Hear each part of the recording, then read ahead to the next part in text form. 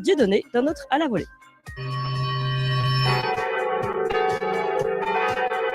La matinale Tocsin, 7h30, 9h30, à la volée. Et à la volée, je suis donc très heureuse de recevoir Dieudonné. Bonjour Dieudonné. Bonjour et merci de me recevoir. Merci à vous. Vous me permettez de vous appeler comme ça. Hein, la dernière fois, je l'avais fait. Vous êtes humoriste. Vous jouez en ce moment dans 2 spectacles, Jamel et la Bête et Dieudonné sous emprise à travers la France. Candidat, donc. Et c'est l'autre sujet du jour, aux élections législatives dans la première circonscription de Guadeloupe. Alors, avant de parler de cette candidature, évidemment, qui est tout le sujet du jour, et ce qui m'intéresse, c'est évidemment cette affiche. Vous parlez du groupe Wagner, vous parlez des BRICS, on va montrer l'affiche à l'antenne. Mais d'abord, peut-être un petit retour. La dernière fois que je vous avais reçu, on a parlé évidemment beaucoup d'humour. C'est tout le sujet en fond d'humour et de ce que vous pouvez dire pendant vos spectacles. Mais vous étiez quand même aussi dans une perspective d'élection, celle des européennes. Est-ce que vous voulez nous tirer un bilan de vos élections? Je crois que vous n'avez pas fait un très grand score avec Francis Lalanne. En fait, on n'avait pas de bulletin de vote, mais on a fait un score quand même incroyable. C'est que on a quand même eu 6000 personnes qui ont voté pour cette liste France Libre, et donc qui ont fabriqué leurs bulletins, qui sont allés mettre ça dans une enveloppe et puis glisser ça dans l'urne. Je trouve que c'est quand même une aventure extraordinaire. Et puis bon, il y a eu effectivement ce raz-de-marée RN. Et donc cette dissolution, et donc voilà, ça, on est parti sur les élections législatives. Et alors autant sur les élections européennes, c'était une initiative plutôt de Francis Lalanne, je l'ai un peu suivi. Autant là, en Guadeloupe, en tout cas, c'est une initiative beaucoup plus personnelle. Alors, on parle de cette initiative. Je vous propose qu'on remette cette affiche à l'antenne ici et on va l'analyser ensemble finalement. Vous dites beaucoup de choses, beaucoup de messages qui sont écrits. Hein. Vous dites Guadeloupe libre. Alors, Ouais. est-ce que c'est un écho au Québec libre du général de Gaulle? Sortons de la domination occidentale. Suppléant groupe Wagner. Alors, il se trouve que vous avez un suppléant qui porte le nom de Wagner, mais là, évidemment, on voit que vous faites référence à la milice militaire des Russes et candidat des BRICS. Alors, il faut que vous nous expliquiez tout ça. Mais d'abord, ma première question, pourquoi la Guadeloupe? Vous n'êtes pas guadeloupéen, que je sache. Non, mais je suis afro-descendant, donc je suis ethniquement, on va dire, complètement intégré à cette population. Je suis un Africain qui a été, qui connaît bien la France, un afro-descendant. Et je crois que c'était important pour moi d'aller en Guadeloupe. Non seulement je joue mes spectacles là-bas régulièrement, mais il y a un lien très très fort avec la Guadeloupe. De par mon histoire. Et comme une grande majorité de Guadeloupéens, nous sommes originaires d'Afrique et en même temps, nous avons grandi ensemble dans l'Occident, dans un Occident qui nous a toujours rejetés. Et plus que jamais, on le sent aujourd'hui, eh bien, il faut et c'est souvent par la Guadeloupe et par les Antilles que les grandes réformes, enfin, que les grandes révolutions se mettent en place. On l'a vu avec la lutte contre les obligations vaccinales. Oui. C'est un peuple qui ne se soumet pas. Oui. C'est un peuple qui se redresse. Et puis aujourd'hui, il faut lui donner une perspective. Et je crois que les BRICS, le Sud global, se construire en dehors de ce monde unipolaire blanc béquet occidental, eh bien, je pense qu'on peut engager une dynamique de la sorte en Guadeloupe. Alors, je voudrais revenir sur ce peuple qui ne se soumet pas, comme vous le dites. Ce qui est sûr, c'est qu'on l'a vu, en effet, pendant la contestation, d'ailleurs les Antilles en général, contestation de cette obligation vaccinale et puis de tout ce qui allait avec, hein, de tout un système finalement. Et puis, on a des votes de colère, finalement, une forme de lutte contre une forme de jacobinisme ou de parisianisme, vous l'appelez comme vous voulez, de cette grande centralisation où tout viendrait d'en haut. Et eux résistent. Comment vous expliquez qu'eux résistent plus que les autres? Les métropolitains ont découvert ce que c'était que la condition d'esclave au moment de l'obligation vaccinale. Et il est clair que être considéré comme un bien meuble, c'est quelque chose que l'on connaît bien quand on est afro-descendant et quand on est guadeloupéen. C'est-à-dire qu'il y avait un code noir qui légiférait à l'époque de Colbert sur la réalité physique, enfin de la réalité juridique, pardon, de l'homme noir, qui était un bien meuble qui pouvait se céder, se vendre, s'hériter. Et donc, je pense que les Français sont en train de se rendre compte qu'ils sont aujourd'hui, les Français, quand j'entends les Français, les Français blancs de métropole, commencent à comprendre qu'en fait, ils commencent à être finalement des esclaves. Et ça, c'est quelque chose que l'on a profondément en nous, que ce soit aux Antilles ou en Afrique, c'est d'avoir été dominé par cet Occident tout puissant pendant 2 siècles.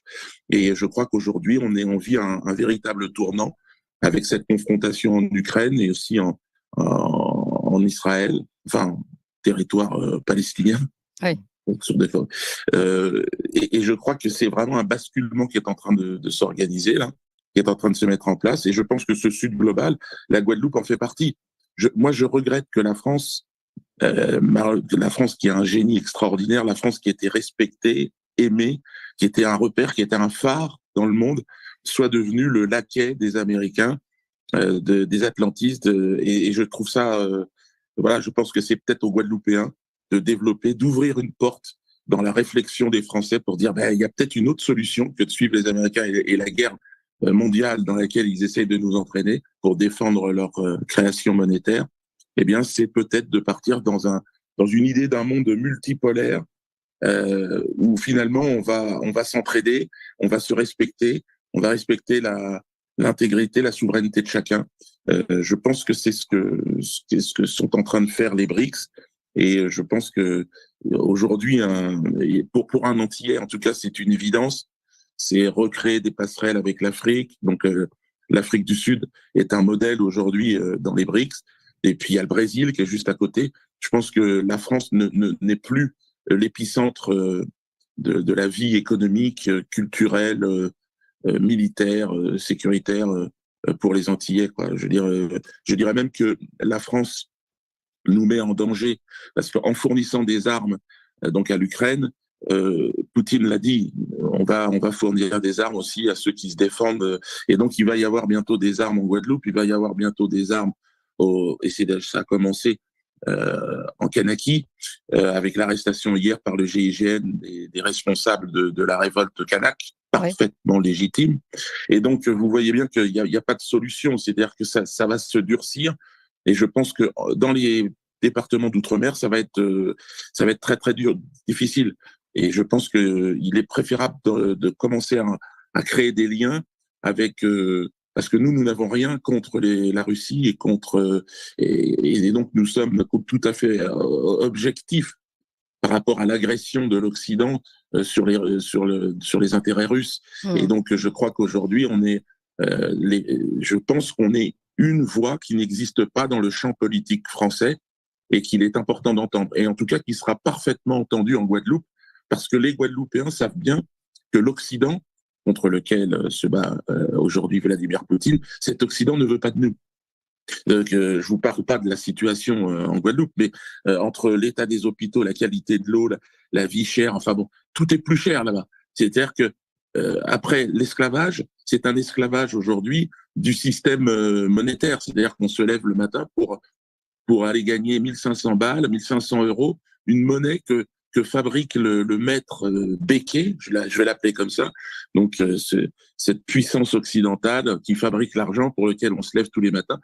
Nous sommes esclaves de cet argent-là, et donc je pense qu'il est temps qu'on s'émancipe de ces chaînes-là. Puis alors, je me présente avec une chaîne au pied, c'est un bracelet électronique, donc c'est un peu le gage de mon sérieux et de mon honnêteté dans mon engagement. Je ne fais pas partie de ce système, puisque le système m'a mis une chaîne au pied.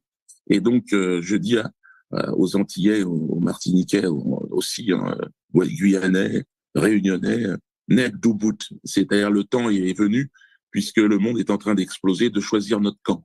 Oui, alors vous avez dit beaucoup de choses, et on va revenir évidemment sur votre bracelet électronique. Ouais. D'ailleurs, c'est aussi le nom d'un de vos spectacles. Mais d'abord, j'ai remarqué qu'en peu de temps, finalement, ça fait 10 minutes qu'on est ensemble, vous avez beaucoup fait référence à vos origines, à la condition d'esclavage et au fait que l'Occident menait finalement une guerre contre a toujours mené une guerre contre vos descendants et aujourd'hui jusqu'à vous.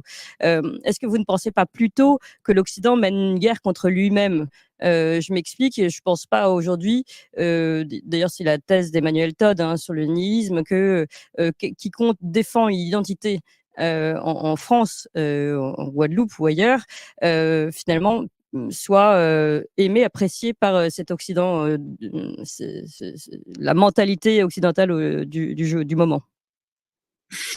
Oui, c'est-à-dire, moi, je pense que le succès du RN vient c'est un vote ethnique pour moi, un vote communautaire qui s'est construit sur le rejet de l'immigration africaine.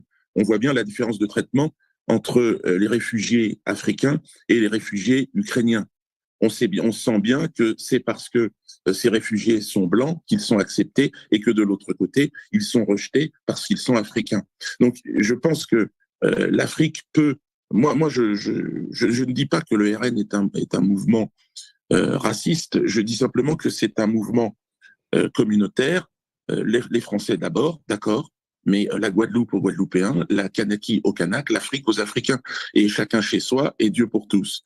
Donc Et je pense qu'ensuite, la Guadeloupe aux Guadeloupéens, vous voulez dire, quand vous dites Guadeloupe libre, vous parlez sérieusement, c'est-à-dire on récupère une parfaite autonomie, c'est ça que vous voulez dire? Moi, je suis pour un Conseil national de transition.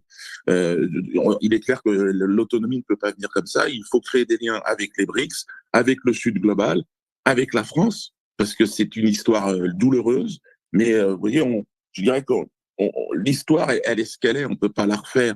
Mais je pense que la France est un pays extraordinaire, magnifique, qui aujourd'hui suit et est entièrement enchaîné aux intérêts économiques, enfin à la monnaie surtout, la monnaie américaine. Vous savez que aujourd'hui on se bat dans le monde. Oui, mais ça c'est le pour cas la de tout le monde, c'est suprématie. pas le cas que des afro-descendants. Vous voyez ce que je veux dire? J'ai l'impression que Oui, vous vous mettez dans la situation du pire, alors que beaucoup de Français vivent cette situation. oui, Beaucoup de Français vivent tout à ces fait. Mais c'est pour déclassements. ça que là je me présente en Guadeloupe, si vous voulez, auprès de ceux qui ethniquement me ressemblent, c'est-à-dire qui ont la même histoire que moi. C'est-à-dire que nos ancêtres sont communs. On vient d'Afrique, on vient de l'esclavage, on vient de la Et colonisation, donc, vous on voulez vient de faire la des domination. rassemblements qui sont finalement des rassemblements qui sont issus d'une définition liée à vos origines. Vous voyez ce que je veux dire? C'est quand même problématique. Alors qu'on parle que d'oublier les origines des uns et des autres, vous faites Oui, oui, justement un retour aux racines, là. mais je pense que, si vous voulez, à l'heure où il y a une culture mondiale qui est en train de se mettre, il faut, et je pense que c'était le combat et le succès du RN, c'est-à-dire de dire les Français d'abord. Et donc, les Français d'abord, c'est bien, mais les Guadeloupéens d'abord aussi. Les Kanaks d'abord. Ça fait 2000 ans qu'ils sont chez eux et ça fait 180 ans. Et là, on envoie le GIGN et le RAID pour arrêter, si vous voulez, des résistants, des grands résistants Kanaks. Je parle de Christian Tin, qui est responsable du CCAT, là, qui vient de se faire arrêter par le GIGN et le RAID. Oui. Est-ce que donc, à un moment donné, si vous voulez, moi je pense qu'on pourra vivre tous ensemble à partir du moment où chacun pourra être chez lui, Oui. à sa place. Et il est clair que après 400 ans d'esclavage, le peuple guadeloupéen est toujours traité comme des sous-citoyens. C'est-à-dire qu'ils n'ont pas le droit. On envoie des milliards à l'Ukraine et on n'a pas d'eau potable en Guadeloupe. Ça, c'est certain. Il faut être bien conscient que c'est parce que nous sommes noirs. Mais vous n'avez pas marre de tout ramener à votre couleur de peau, en fait. Moi, il y a un mouvement qui se développe. Écoutez, Non, mais attendez, laissez-moi juste finir après. Laissez-moi finir, je vous donne la parole juste après. Il y a un mouvement qui a soutenu Donald Trump à l'époque quand il était candidat aux États-Unis, qui s'appelle Leave the Plantation. Et c'est justement un mouvement porté par des personnes d'origine africaine. Et parce qu'ils en ont marre aussi de toujours ramener au passé. Est-ce qu'on ne peut pas aussi construire sur l'avenir, se dire, ben voilà, avançons. Oui, mais si vous voulez, finalement, vous participez vous-même de votre propre, communautarisme, et on peut rappeler ça ghettoisation, en ramenant toujours aux origines, au passé. Au sombre passé. Je ne nie pas ce qui s'est passé, hein, mais. Ouais, je me présente en Guadeloupe, dans la première circonscription, donc face à un électorat afro-descendant. Oui, on a compris. Oui. Ouais, donc il est normal, si vous voulez, que je revienne sur notre histoire commune. Notre histoire commune, c'est que nous sommes des hommes et des femmes noirs. Alors, je comprends bien que pour vous, je mets une distance Mais c'est la réalité, si vous voulez. Et je pense que quand on dit que la France est blanche et chrétienne, c'est une réalité. Il faut arrêter, il faut à un moment donné regarder les choses en face. On va pouvoir vivre ensemble à partir du moment où chacun pourra être fier de son histoire. Et on va partager ensemble notre amour pour ce pays qui est la France. Mais moi, c'est pas la France d'aujourd'hui d'Emmanuel Macron. C'est pas la France.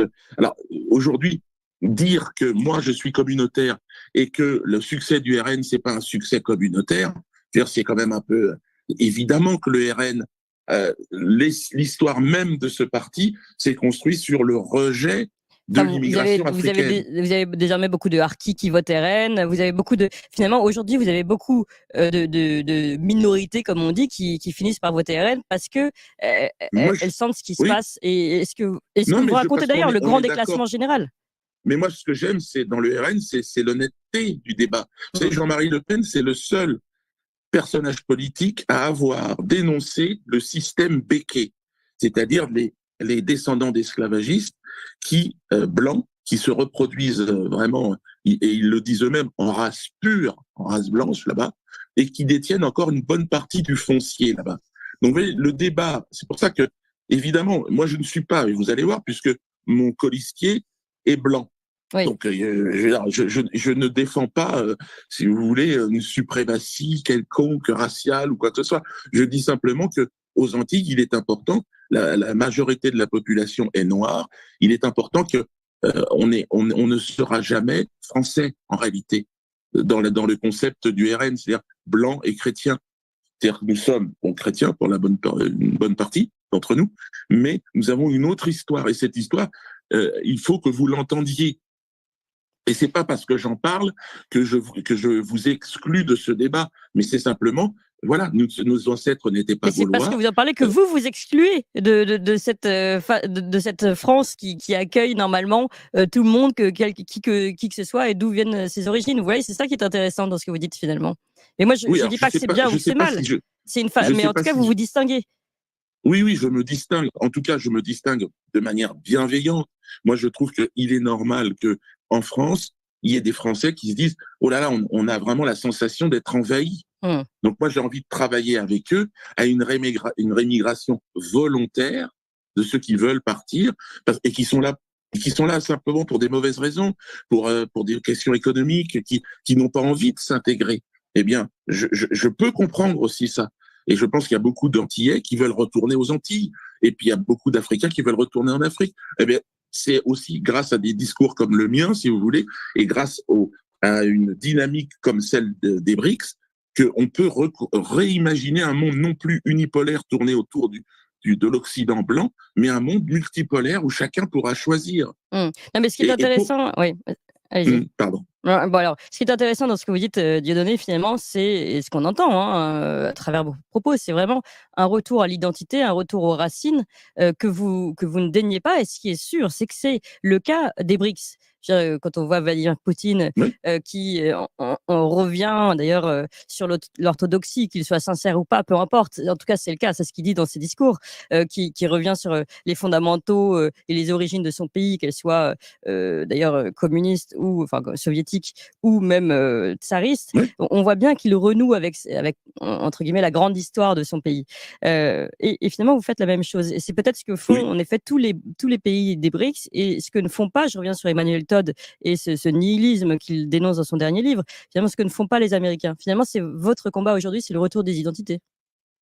Tout à fait. En fait, c'est le retour des identités pour pouvoir enfin se parler, pour pouvoir enfin partager et pour pouvoir enfin s'aimer. C'est-à-dire pour pouvoir enfin se dire « Ah ben putain, je vais aux Antilles, je vais voir une culture différente.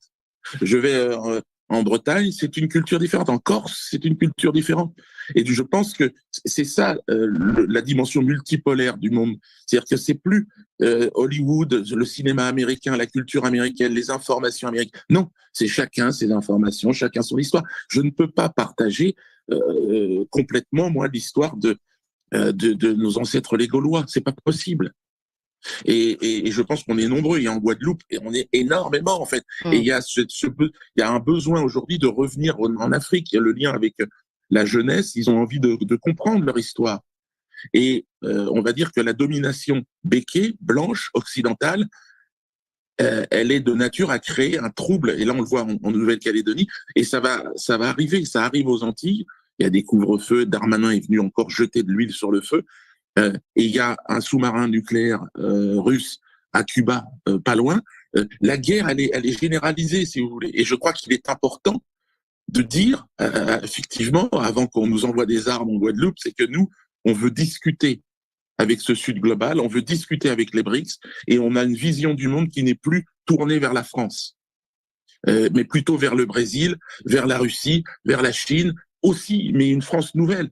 Si la France prenait le train des BRICS, ce serait extraordinaire. Le premier pays occidental à changer radicalement sa position, et la France retrouverait sa place. Moi, c'est ce que je pense. Je ne sais pas ce que pense le RN. Et voilà. En tout cas, cette idée, elle peut venir des Antilles. Elle peut venir, des Afro-descendants qui disent aux autres Français, écoutez, la France est en train de tout perdre. Vous avez perdu les matières premières africaines, le Mali, le Burkina, le Niger. Vous êtes en train de perdre tout ce que vous aviez, alors que les Africains vous aiment. Ils parlent la même langue que vous. Qu'est-ce qui s'est passé? Eh bien, c'est le fait de suivre ceux qui créent la monnaie, le dollar, ceux qui créent l'euro et qui ont une armée, c'est l'armée américaine, et qui continuent à penser que le monde tourne autour d'eux. Non. Et alors, nous, notre objectif avec cette liste, c'est de dire, nous, peuple guadeloupéen, peuple afro-descendant, nous, on veut parler avec les BRICS. La Russie n'est pas notre adversaire. Et donc, parce que dans très peu de temps, et ce serait l'intérêt des Russes, ce serait d'inonder d'armes et de tous nos pays. Alors, et c'est ce qui va se passer dans très peu de temps. Vous dites, nous, on veut parler avec les BRICS comme si la Guadeloupe était un pays indépendant. Si jamais vous gagnez ces élections, c'est pas encore fait, vous feriez partie du Parlement français, je le rappelle. Hein, donc, ce sera un nous en tant que député français. Donc, mais justement, parlons de ça, parlons de ces élections, parce que, comme je dis que c'est pas encore fait, je crois que vous avez même un problème d'invalidité sur vos bulletins, puisque vous avez décidé, on l'a vu, on l'a montré, de mettre une affiche, disons, un peu original où vous annoncez un suppléant du groupe Wagner, parce qu'en fait, comment s'appelle votre suppléant? Il s'appelle Louis Wagner. Ben, il est à côté de moi d'ailleurs. Donc, tu peux te mettre à côté de moi, Louis. Hein.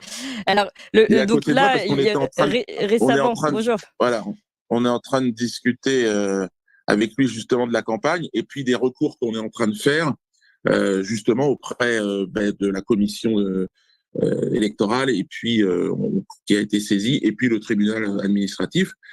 En fait, on a déclaré, on a eu un récépissé avec, en fait, si vous voulez, le nom doit rester le nom, mais le prénom, c'est l'usage. Donc nous, Louis, qui travaille avec moi, on l'appelle soit Prigogine, soit groupe. Donc voilà, donc c'est son nom d'usage, et donc ça a été accepté directement quand on a demandé au ministère de l'Intérieur et de l'Outre-mer, puisque c'est là que nous avons déposé notre demande. Eh bien, ça a été complètement validé, et puis validé surtout par un récépissé définitif qui validait la chose. Et puis là, tout d'un coup... oui, mais est-ce que ça ne doit pas être conforme à la carte d'identité, par exemple? Parce que je ne suis pas sûr que monsieur, sur sa carte d'identité, est un prénom groupe. Non, mais quand vous avez un CERFA que vous remplissez pour votre demande de candidature, il est précisé non, votre nom de naissance, et puis le nom présent sur le bulletin de vote, et puis pareil pour les prénoms. C'est-à-dire que vous avez... donc, c'est pas forcément celui qu'il y a sur votre carte d'identité. Mais en tout cas, sur la déclaration, il y a marqué effectivement Louis Wagner. Et puis, donc, sur la déclaration où on demande quel prénom et quel nom vous voulez sur les bulletins, on a mis Wagner et groupe. Et ça a été validé. Et on vous pose la question d'ailleurs. On vous pose la question de savoir ce que vous voulez mettre comme prénom. Donc voilà, ça a été fait. Mais quoi qu'il en soit, si vous voulez, il y a la procédure. Mais de toute façon, il y aura des bulletins de vote dans les bureaux de vote le 29 pour que les gens puissent voter. Oui, mais alors justement, c'était toute ma question Dieudonné derrière, parce qu'évidemment, là, il y avait de la provocation, il y avait certainement de l'humour, enfin, ça va ensemble, tel que je vous connais, de toute façon, vous avez du mal à séparer les uns des autres. Mais est-ce que en plus de la provocation, il y a une véritable volonté d'être élu. C'est une question qu'on pouvait déjà se poser sur les élections européennes, parce qu'on a entendu votre projet, mettre une quenelle au Parlement européen, mais à part ça, il n'y avait pas forcément quelque chose de très développé. Puis le fait d'être obligé d'imprimer quand même ces bulletins, là vous presque, j'allais dire, vous vous donnez le bâton pour vous faire battre en mettant un prénom de suppléant qui ne sera pas le bon. Donc évidemment, on vous attend au tournant avec cette procédure. Est-ce que vous avez vraiment envie, ou est-ce que c'est ça aussi, c'est une forme de scénographie, Dieudonné? Alors, qui est sérieux dans ces élections? Je ne sais pas. Et j'ai l'impression que ceux qui fabriquent l'argent s'amusent et nous offrent un spectacle, un divertissement, un nouveau divertissement. Moi, ce que je sais, c'est que je ne sais pas si c'est moi qui vais sur le terrain du rire ou si c'est les politiques qui vont sur le terrain du spectacle.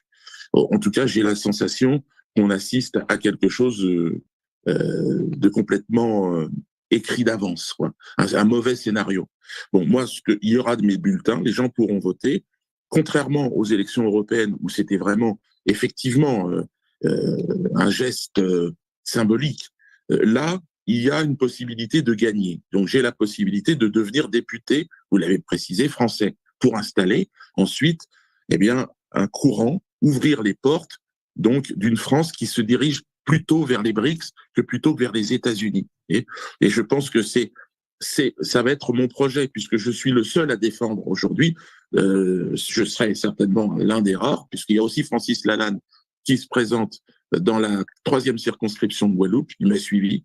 Et comme quoi, c'est pas non plus une dynamique ethnique, mais quand même, Francis est sensible aussi au fait que ces afro-descendants ont le droit à leur histoire. Et c'est important qu'on arrête de... Vous savez, ce qu'on a fait aux Antilles, une des premières choses, c'est retirer le nom de famille des gens. C'est-à-dire que leur nom africain, on leur a retiré. On leur a retiré une partie de leur histoire. Alors aujourd'hui, on est en train de parler des noms. Alors le nom de Wagner, bon, ben lui, il est là à mes côtés. C'est son nom, c'est son histoire, c'est l'histoire de sa famille. Ben, aux Antilles, on n'a pas le droit à ça. Et moi, je suis le frère africain qui revient, Dieudonné Mbala Mbala, qui revient avec son histoire, un Ewundo, un nom africain qui leur parle, parce qu'il y a une vraie volonté des jeunes générations de Guadeloupe de comprendre en fait ce qui se passe et se dire mais c'est pas possible, comment se fait-il qu'on est encore traités comme des sous-citoyens des siècles après? Comment ça se fait? Donc je ne suis pas certain que le Rassemblement national soit une solution. En tout cas, il va falloir installer un rapport de force et une discussion peut-être entre les deux tours avec ce mouvement pour offrir des perspectives. Vous pensez que vous vous retrouverez en 2e tour avec le Rassemblement national? Je ne sais pas du tout. Je ne sais pas ce qui va se passer. Vous savez, les Guadeloupéens, 87% d'abstention aux élections européennes. Donc, seulement 13% des gens ont voté. Il y a un désintérêt total pour les élections. Peut-être que là, alors effectivement, c'est vrai que Macron a créé un véritable séisme. Il y a une sorte de situation de sidération générale, comme si tout était suspendu, avec une menace d'une extrême gauche prétendument, d'une extrême droite prétendument. On a même des artistes, des sportifs qui montent au créneau pour dire non aux extrêmes.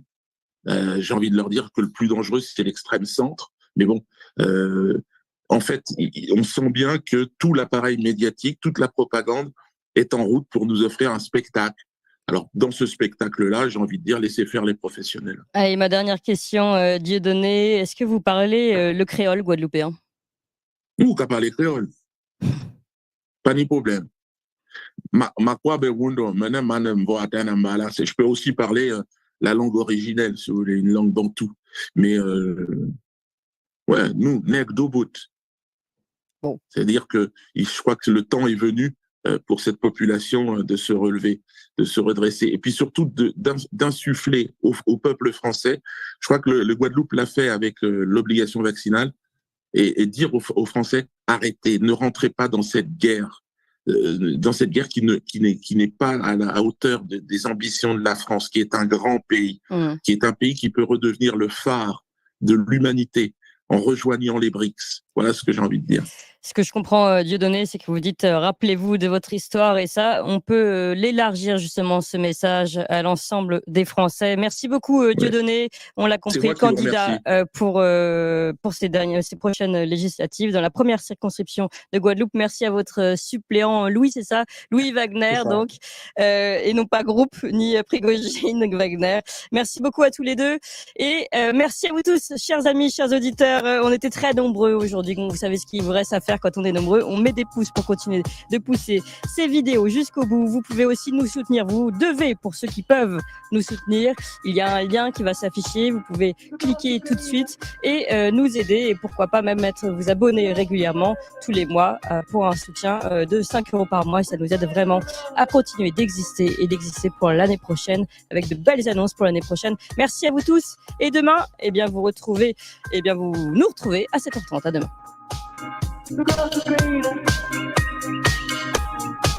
The